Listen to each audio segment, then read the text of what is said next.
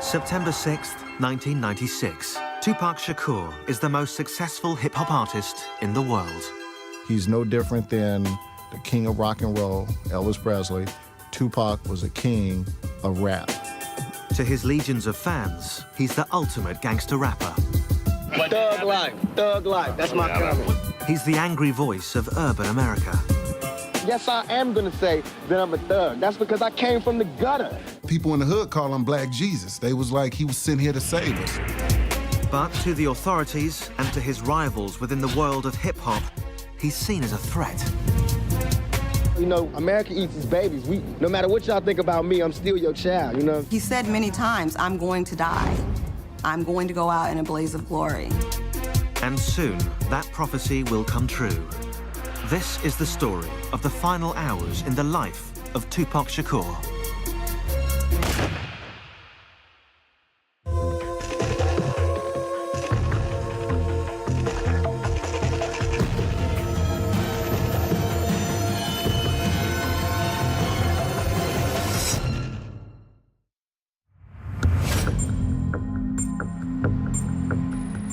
Los Angeles, California, September 6, 1996.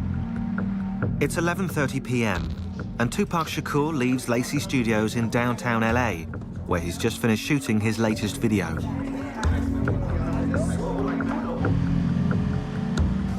After scoring 6 top 10 singles in the last 6 years, Tupac is riding a wave of success that other artists can only envy. But in just 24 hours, that ride will come to a sudden and brutal end. After driving to his mansion in the LA suburb of Calabasas, Tupac, exhausted from the video shoot, steals a few hours' sleep.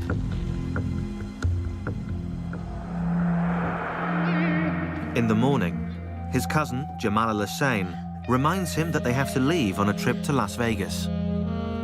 Because our birthdays is in the same month, he wanted me to celebrate our birthdays together in Vegas.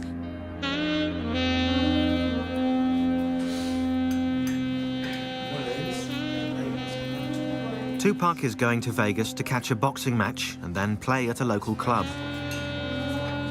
With him is his live-in girlfriend, Kidada Jones, daughter of legendary record producer Quincy Jones.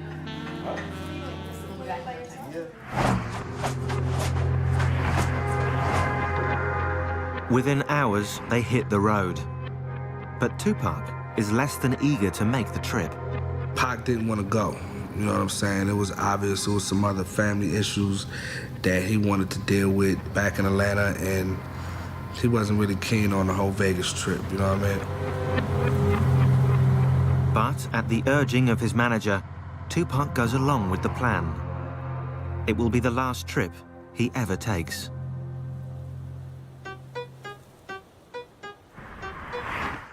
Five years earlier, back in 1991, the only plan for Tupac Shakur was making it to the top in the competitive world of hip-hop. And with his first album, Tupacalypse Now, Tupac was well on his way. From the start, he forged a powerful bond with his fans, rapping about the cold reality of life on the streets. When he put that pen to paper and he opened up his mouth on that mic, it was just, you know, God had to be working. It seemed like every song he wrote, his life was coming out. Like it was just taking the blood out of him. They got Little Italy, Little everything. They don't have a Little Africa. They got the ghetto, and we think that that's ours. That's not even ours. That's just what was left over. His songs stood up for the powerless, the poor, the forgotten, those with no political voice in society. In 1994, Shakur clearly spelled out his philosophy in an album entitled Thug Life. But he wanted the ones who didn't think nobody gave a to see that he gave a.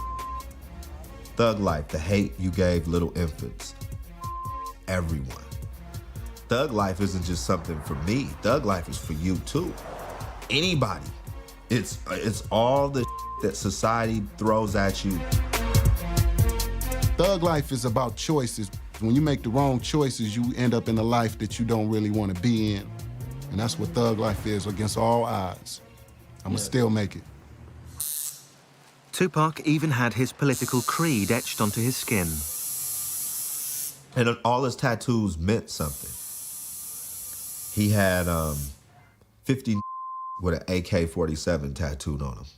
And what he believed is that 50 black men can do anything, if they put their mind to it, and they were all pulling at the same time in the same direction. Fans fell in love with his swagger and with his utter refusal to tone down his message. Was it incendiary? Was it crazy? Were the kids screaming at his concerts? Were girls tearing off their shirts? Were guys, like, you know, saluting with the pistol salute in the air? Yes, they were doing all that. And, I mean, that's hip-hop, that's rock and roll. Tupac's appeal went way beyond the ghetto, pulling in white, middle-class suburban kids who enjoyed the danger he brought from the other side of the tracks. Whether it was his energy or, you know, his force or his excitement or, you know, whatever it was, I believe that he connected with men and women and black and white and old and young. He always kind of had this ideology that he didn't need a record label. He didn't need the movies. All he needed to do was stay real.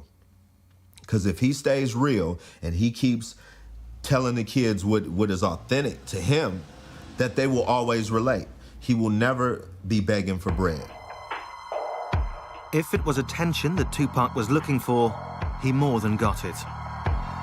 But not always for the right reasons. As he climbed the ladder, some in the hip-hop community looked on with envy. Tupac Shakur was starting to make enemies.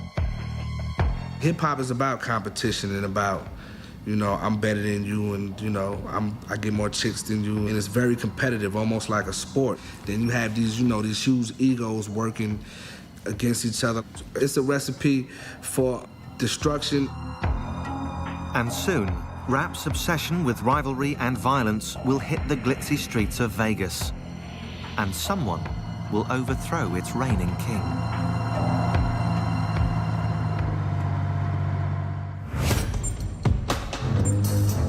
September 7th, 1996, 3 p.m. Tupac Shakur has arrived in Las Vegas, Nevada, where he's scheduled to watch a boxing match and perform at a local club. It's a performance he will never get a chance to give.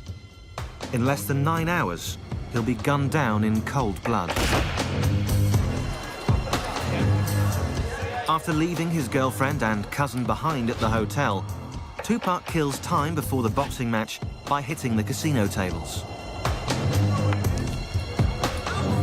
At his side is his trusted bodyguard, Frank Alexander. We get over to the MGM, and he's gambling again on the crap table, and he's winning. He's winning big. He's doing really well. Yeah, I remember when we got to Vegas, I think Pac had about 10 grand in his pocket, and it was burning a hole in his pocket. He was trying to get rid of it as fast as he could.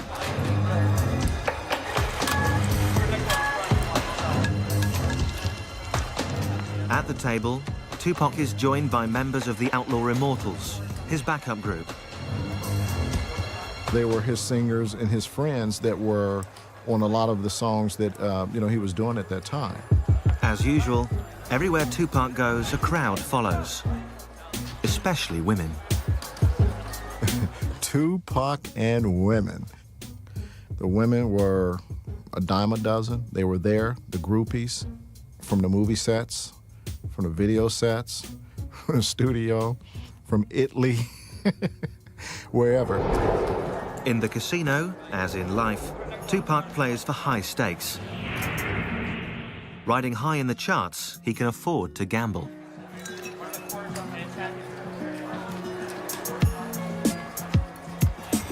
But 25 years earlier, on the streets of East Harlem, New York City, few would have laid bets on the future success of young Tupac Shakur. His mother, Afeni Shakur, a member of the radical Black Panther Party, was arrested and charged, along with 20 other members, for conspiring to blow up local buildings. I was captivated by the visualness of the Black Panther Party.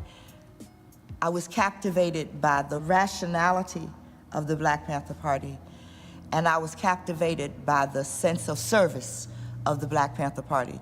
For me, the Black Panther Party was a way to legitimately express my anger. Eventually acquitted of all charges and pregnant with Tupac, Afeni was released from jail after spending 15 months on and off behind bars. And on June 16th, 1971, she gave birth to Tupac Amaru Shakur, who she named after a South American Incan revolutionary, the name meaning shining serpent. So Shining Serpent is a brilliant spirit. I actually believed in 1971 that giving a child a name empowers him. But what did not help empower young Tupac was the absence of his father, also a Black Panther, who was rarely around. What he didn't have was that masculine figure in his life for a sustained period of time that would, you know, you could go play ball with. Adding to that instability was crippling poverty, at times rendering Tupac and his mother homeless. But in 1986, despite those hardships, Afeni moved to Baltimore and managed to enroll her son in a unique public high school, the Baltimore School for the Arts. That was a really good experience for Tupac because the other students at the school were all artists. And the environment for artists is different. It's a lot freer.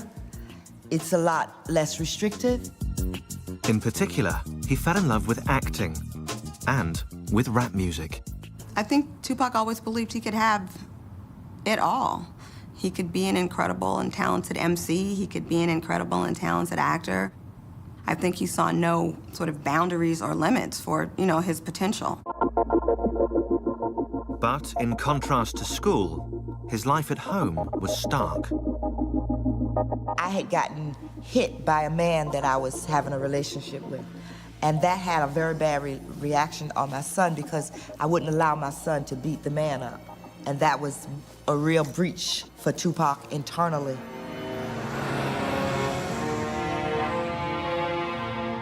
In June of 1988, to protect her son from their troubled home life, Afeni sent Tupac to the other end of the country to live with a friend in Marin City, California. But the 16-year-old quickly discovered he had simply traded one nightmare for another. Marin City, one thing that they're known for is a fist fight. Tupac was a little bitty guy. Even him, fully bulked up, is still a little bitty guy, which makes it even more incredible the kind of the guts that this dude has, because he fears no man, woman, child, animal, none of that, because they can only kill you one time. Soon, Afeni joined her son in California. But any hope of a happy family reunion was made impossible by her own personal struggles. My children and I have a bond that is based on the truth and trust. And the bond was broken with a lie. The lie being, I was using drugs, but I can handle it. That's a lie. That lie cost me dearly. Me talking about that period is different from them, because in reality, I found drugs, is what I did. I found the answer. My answer was crack. But despite his contempt for his mother's addiction, Tupac too drifted into the world of narcotics. He probably sold drugs for about a week. His reason for stopping was because his heart was too big. You understand? When someone brings you their wedding rings and they say, here, I'm gonna give you these wedding rings for some crack, you're like, man, it's that bad? It's come to this? And he quit. He said, I'd rather starve or I'm gonna make this rap thing work. At 17, Tupac hooked up with neighborhood friend Ray Love to create his first real group, Strictly Dope. We didn't fear nothing. We would jump on the stage and perform right now. We didn't need no trays of food. We didn't need a special type of mic. We didn't need a rider. We didn't need a limo. Nah, just give me just one mic, man. Tupac's ability to use that microphone would carry him clear out of Marin City and eventually to Las Vegas, where the world's greatest rapper would be silenced forever.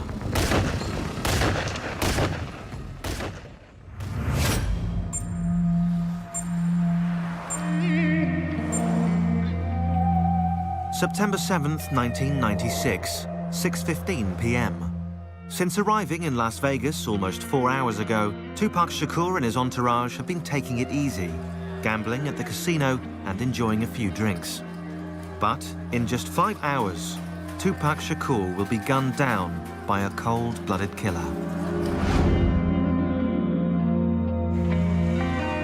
On the invitation of his manager and CEO of his record company, Suge Knight, Tupac heads out to see a much-anticipated heavyweight title match between Bruce Seldon and Tupac's close friend, Mike Tyson.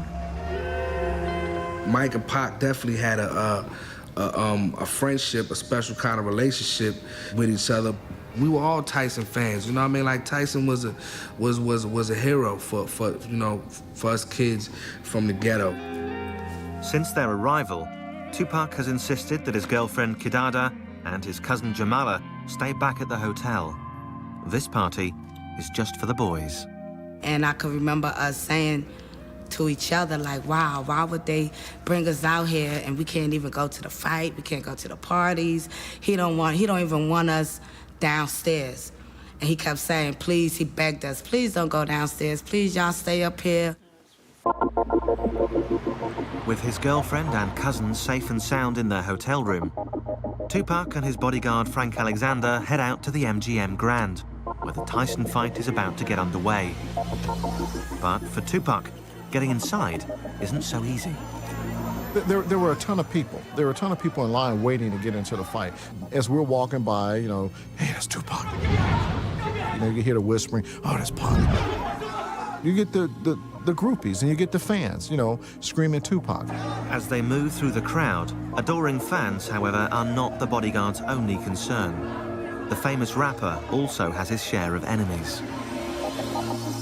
His recent song, Hit 'Em Up, a scathing attack on fellow rapper Biggie Smalls, has stirred up anger within the hip-hop community. For Frank Alexander, it's a real concern. And I told Pac, I go, Pac, man, what's up with that song? He was like, oh, man, you heard that, man? He goes, that was off the hook, huh? He goes, they playing it everywhere. He goes, man, it's all in the clubs, man. It's going to be bad. It's going to hot, blah, blah, blah. And I was like, Pac, dude, you're going to need more security. I go, I'm not going to be able to just handle you by yourself. Alexander calls on MGM guards for additional backup. For Tupac, the man who's built a career on confrontation, the constant threat of violence is just par for the course.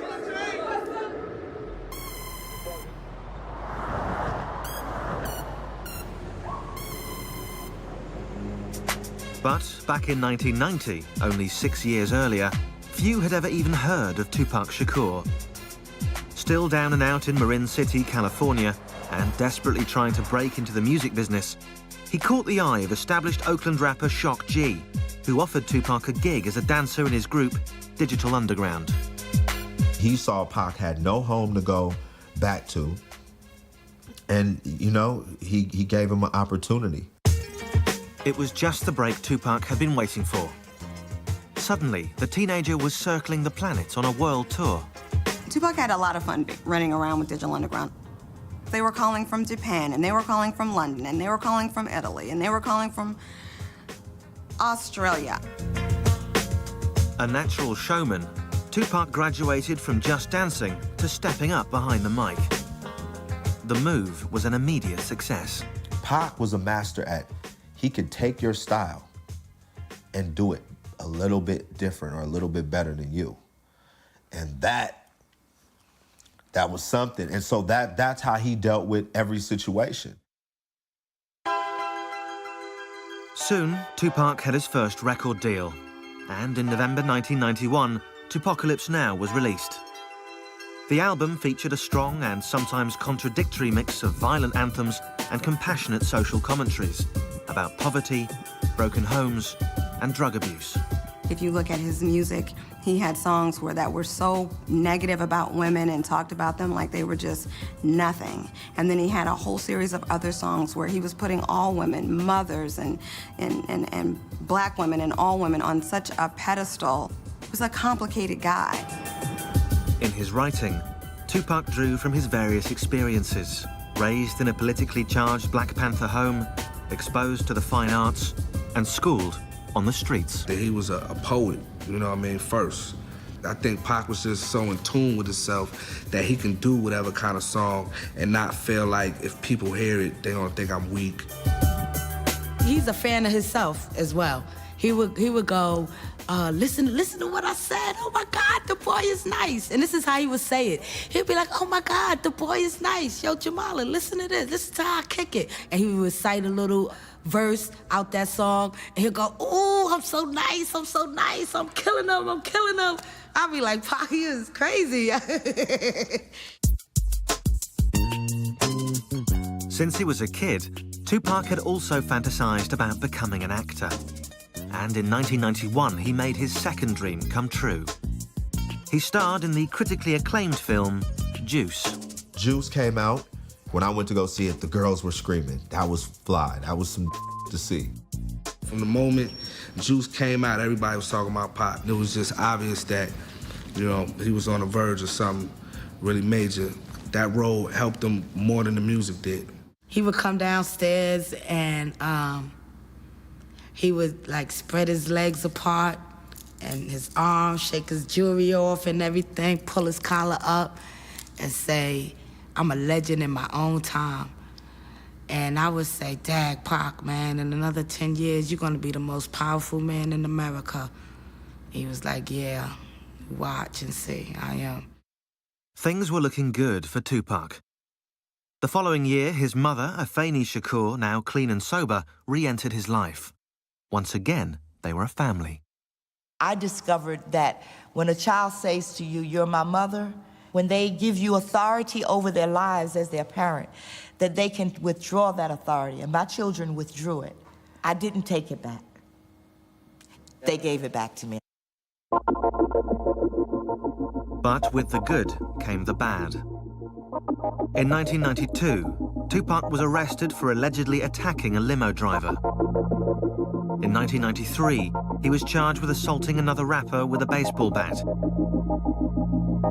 In another incident, he was charged with attacking film director Alan Hughes with a weapon. In Atlanta, Georgia, he was arrested, although later released, for the alleged shooting of 2 off-duty policemen. It seemed that Tupac Amaru Shakur was taking his gangster image rather too literally. Well, Pac, you got to realize of, you know, where he come from and his family's history with the police. And they hated Pac. They hated Tupac. I don't know if it was that his heart was a Black Panther heart. I don't know if that was it, but Tupac just had no patience for law enforcement, and I don't know that he had respect for law enforcement. And so I think, why were the authorities mad? Because Tupac was thumbing his nose at them and worse. Mr. Shakur, can we get a comment from you at all? Hell no. Thug life. Thug life. Thug life. That's my comment. What's that mean? I don't understand. This is yours. Pac always felt like he would be a statistic. But he said, if I'm gonna be a statistic and America's gonna thoroughly me over, I'm gonna be the ultimate statistic that I can be. In the battle between Tupac the artist and Tupac the streetwise thug, it appeared that the dark side was winning. And soon, on the streets of Vegas, on a warm summer's night, that darkness will swallow him whole.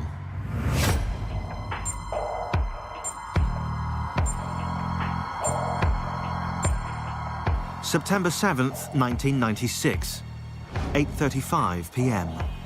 Tupac Shakur has just finished watching a boxing match at the MGM Grand, where his close friend Mike Tyson pulverized his opponent Bruce Seldon in less than 2 minutes.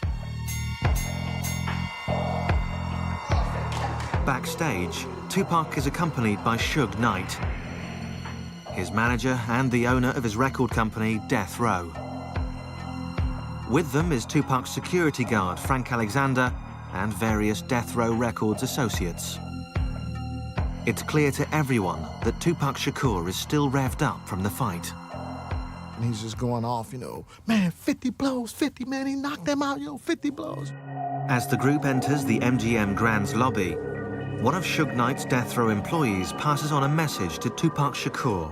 One of Suge's guys, his name is Trevon, came over and whispered in Tupac's right ear. Trevon has spotted a man in the hotel lobby that he claims robbed him a few weeks earlier. The man is also a member of the Southside Crips, sworn rivals of another big LA gang, the Bloods, with whom Death Row is said to be affiliated. Tupac Shakur, the king of gangster rap, decides to teach the man a lesson. And Pac just ran up on him and...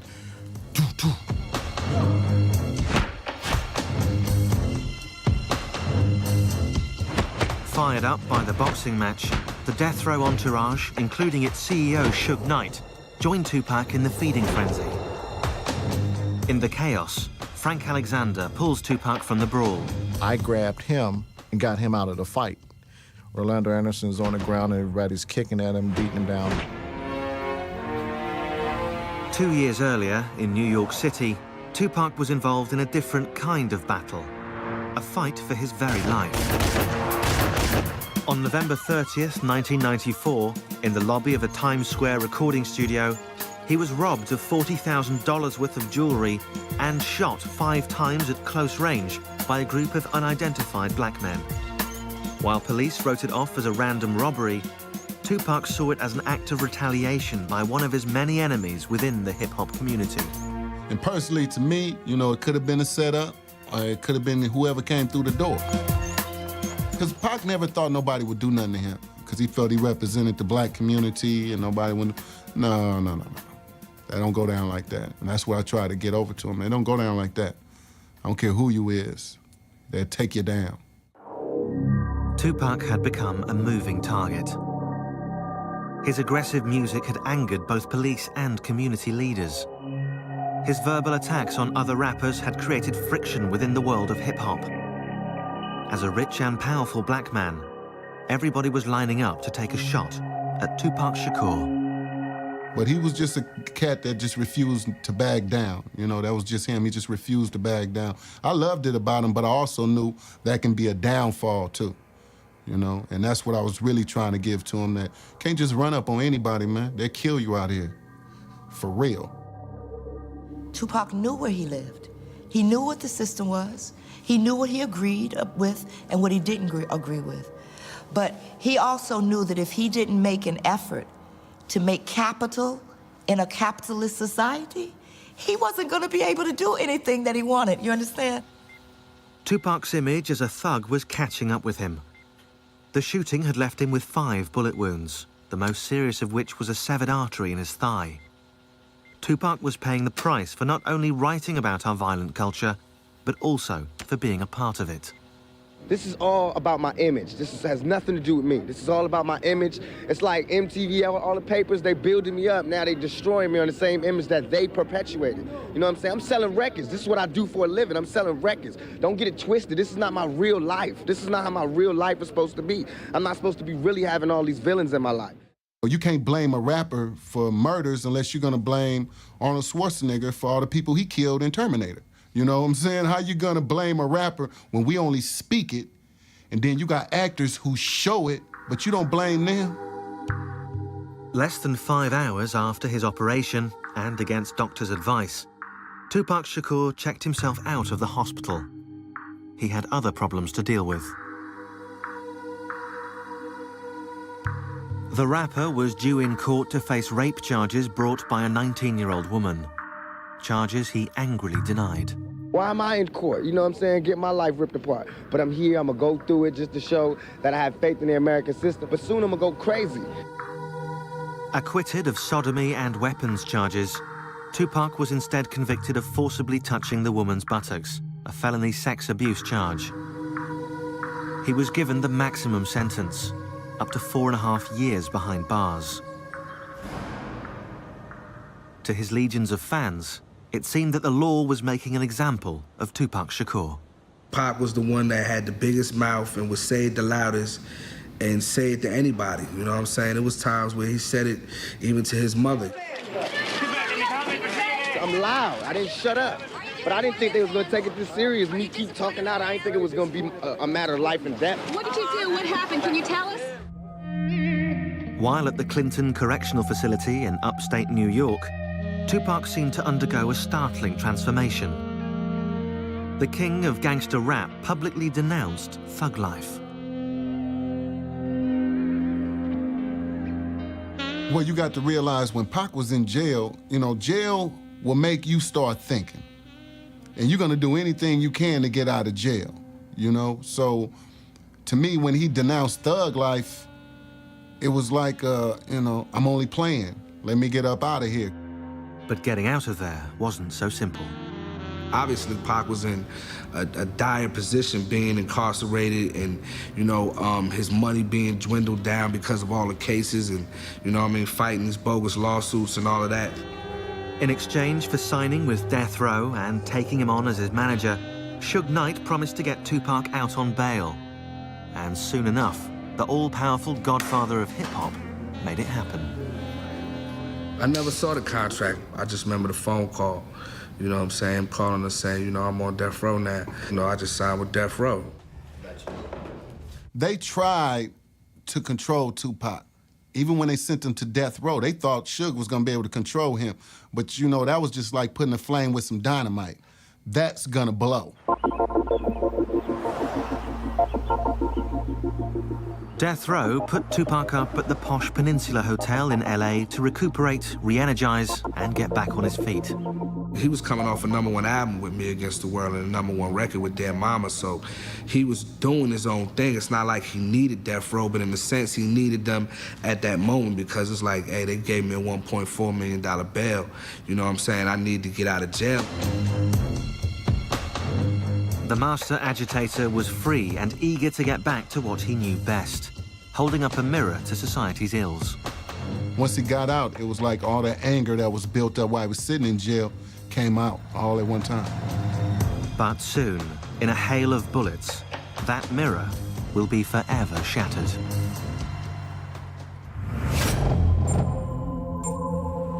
September 7th, 1996, 9 p.m., Las Vegas, Nevada.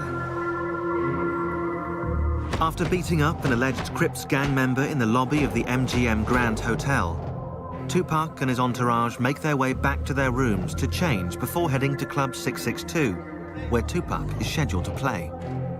In less than 3 hours, Tupac Shakur will be left for dead. I remember Tupac coming back to the hotel, and he was really excited. So he came upstairs and he was like, Jamala, you wouldn't believe it. I did a 1-2 on the dude. I knocked him out. I did a Mike Tyson on him. He didn't really get into details about who he was fighting or what the fight was about, but he was really happy that he got a chance to test his ring out on somebody's face. While getting dressed, Tupac decides not to wear his bulletproof vest, a garment not out of place on a man with so many enemies. I remember Castro saying to Pac, you know, you should put your vest on. I think you should wear your vest tonight. You know, Pac saying, nah, it's too hot. I don't want to wear my vest tonight. It's too hot for that. Normally, he wouldn't leave without it, but this time he left it. He didn't have it with him.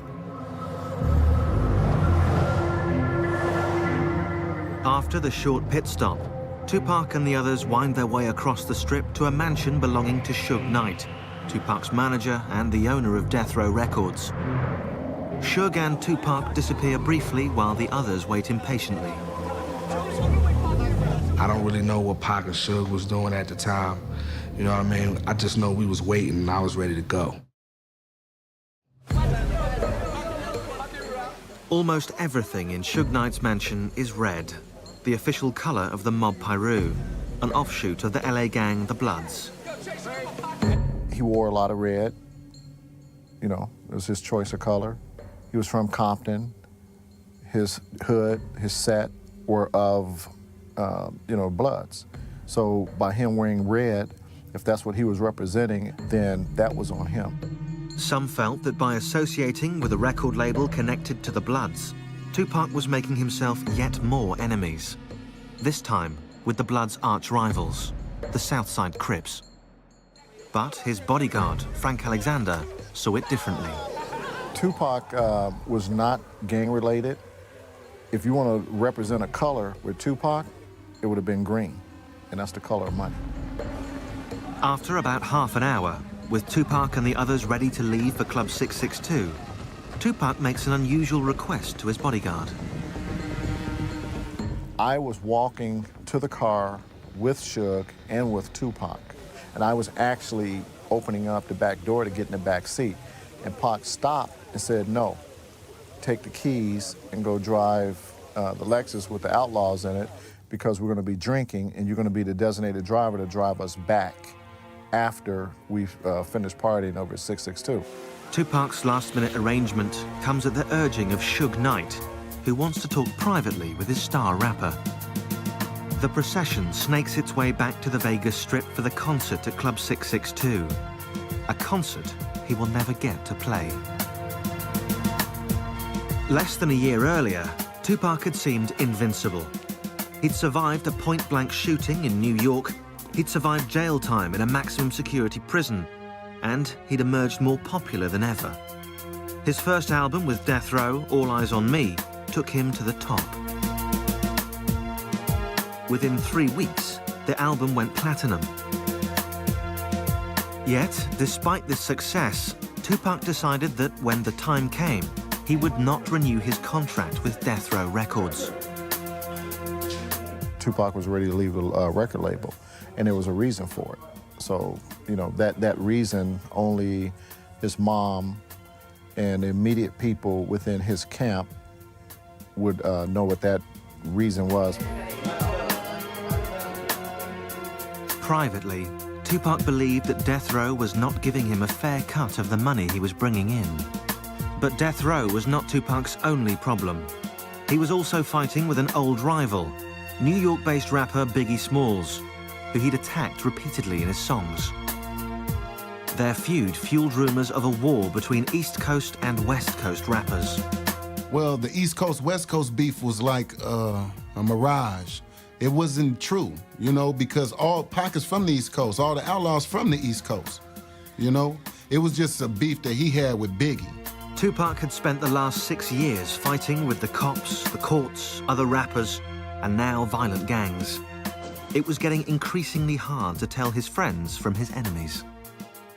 Tupac had a lot more enemies than just, Joe Blow rapper across the country. He comes from a family of people that don't just talk, they act. And they're educated. Pac's big mistake was speaking truth to power. And that's one thing when you're talking about a faceless government or the president. It's a whole nother thing when you're talking about people within the industry that you work or people within the streets. He didn't just speak truth to power when it came to the cops. He said about the dope dealers. He spoke truth to power all the time. When you have that level of honesty, they don't want you here. No one does. And now, as Tupac rides to Club 662 with Suge Knight, he has no idea that one of those enemies is about to strike back. Once we got to Flamingo, we made a right-hand turn. We came to a stoplight, which was Koval. As Tupac's bodyguard follows in the car behind, the convoy inches forward. And as usual, Tupac draws the attention of his fans.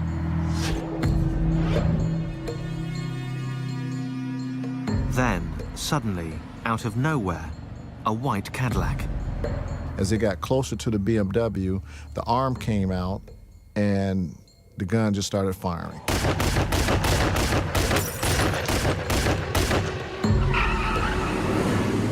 Suge's car is hit with a spray of bullets. 4 of them rip into Tupac's body. Another grazes Suge Knight's head.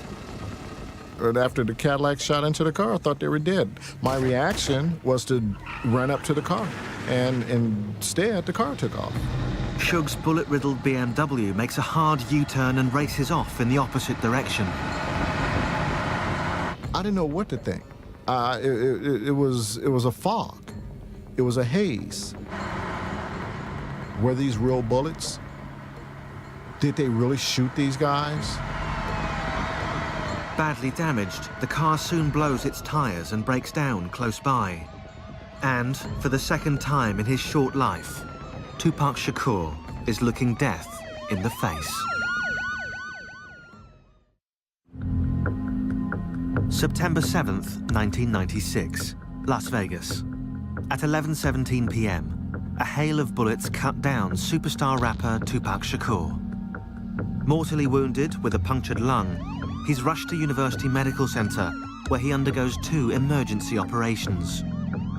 His right lung is removed to stop internal bleeding, and he's induced into a coma from which he will never awake.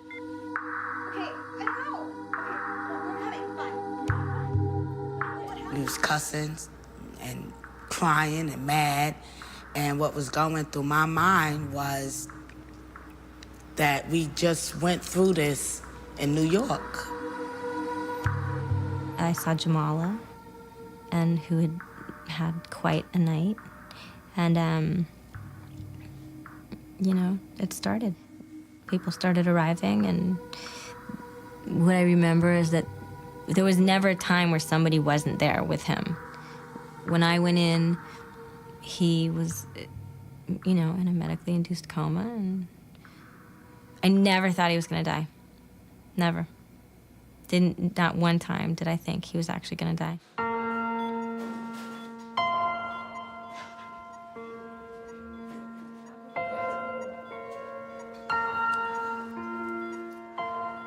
When I first seen Tupac on a hospital bed, and he had all these tubes connected to him, and I knew then that he was gonna have to fight for his life. For 6 days, Tupac remains in a coma. Throughout, his family gathers in an around-the-clock vigil, refusing to accept the inevitable. We all had this thing, and I guess he did too, is to where, like, Pac is indestructible. So when he got shot the second time in Las Vegas, we were like, man, it's Pac, dude. But on September 13th, 1996, at only 25 years old, Tupac Shakur's short but violent life comes to an abrupt end. His death leaves many feeling lost. When he dies in the street, whoa, man, what is going on in America, man? What is going on in America where you make it and you still don't make it out? Meanwhile, the criminal investigation into Tupac's murder is stonewalled when witnesses refuse to cooperate. Theories on who pulled the trigger are rife. Some suggest a revenge attack by the Crips for the beating in the MGM lobby. Some point the finger at longtime Tupac rival Biggie Smalls, who will also be shot to death 7 months later. Others still speak of a setup by Suge Knight, who knew Tupac was planning to leave Death Row Records. Whatever the truth, on the streets of LA, retaliation for Tupac's death comes fast and furious. Over a 10-day period, 12 shootings erupt between rival gangs. 3 are killed, 22 are arrested. In death, Tupac becomes even more popular. He goes on to sell over 75 million albums worldwide and enters the Guinness Book of World Records as the highest-selling rap artist of all time. They lost a great man. They lost an activist, a poet, a rapper, a brother, a friend. He was one of the great ones. Yeah, he was. He's not a perfect person. He's not a perfect rap star. He's not a perfect pop star. I think people liked him all the more for that. That sense of humor, man. dude was funny. It's not all, not all what you see, the toughness and the bravado and all of that. We did more laughing than we did any of that tough gangster. His mother, Afeni, takes the family reins. In 1997, the Tupac Amaru Shakur Foundation is created to provide training and support for creative students. That same year, the University of California, Berkeley, offers a course entitled The Poetry and History of Tupac Shakur. I speak to him all the time because it matters to me what he thinks about what we're doing. It matters to me. So I believe that he hears me. To this day, Tupac Shakur's killer has never been found.